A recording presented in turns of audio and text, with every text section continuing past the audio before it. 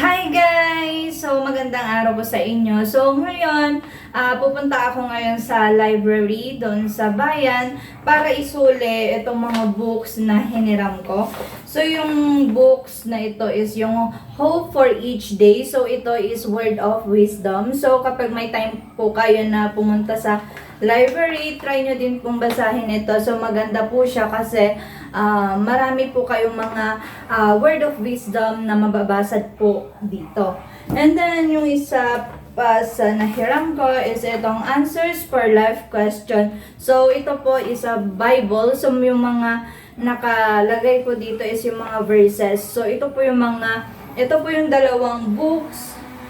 Ito po yung dalawang books na binabasa ko nung wala akong ginagawa dito sa bahay. And, yun.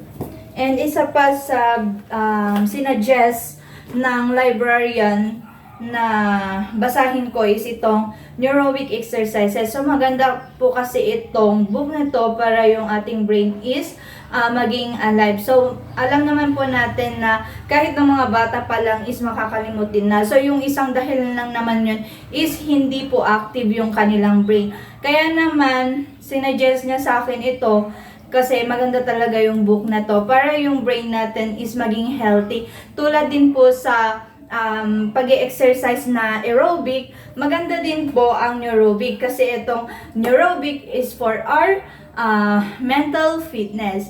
So, yung mga exercise na ito, ilan sa mga exercise na natutunan ko ito is yung paggamit ng dominant hand kapag ka nagto-toothbrush or yung hand na hindi mo masyadong ginagamit. Kung yung ginagamit mo is itong right hand mo, so gamitin mo itong left hand. So, yun yung gagamitin mo sa pagsisipilyo. So, yun guys. And yung pagligo na nakapikit yung mata. Pero kapag ginawa mo yung ganon, is make sure na walang mangyayaring masama sa'yo. Kasi nga, ingat-ingat lang. Basta, ingat-ingat lang kapag ginawa mo yung exercises na yun.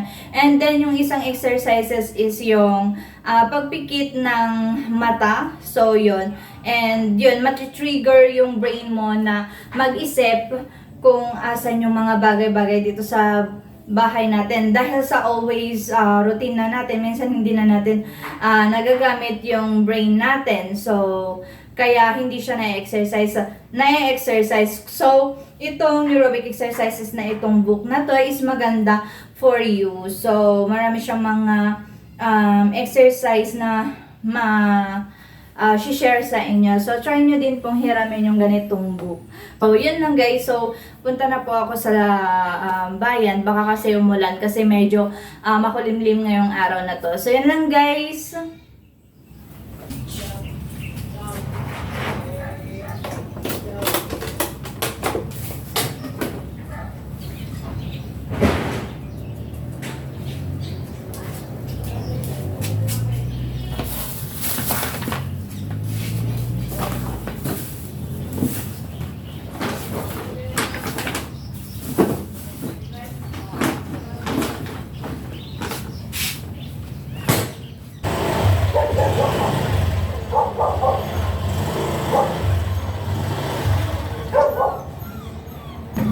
Dumaan na din po pala ako dito sa 7-Eleven para magbayad ng aming internet. So, yun na lang kasi yung hindi ko nababayaran. Kaya naman ngayon is babayaran ko na. Baka kasi mawalan pa ng internet. Kailangan pa naman natin ng wifi dahil marami tayong i-upload na mga videos. After ko magbayad, pumunta na ako dito sa library para isole yung aking hiram na book. Kaso nga lang, busy si ma'am ngayon kasi merong mga senior citizen na andito sa library. Namiram ng book.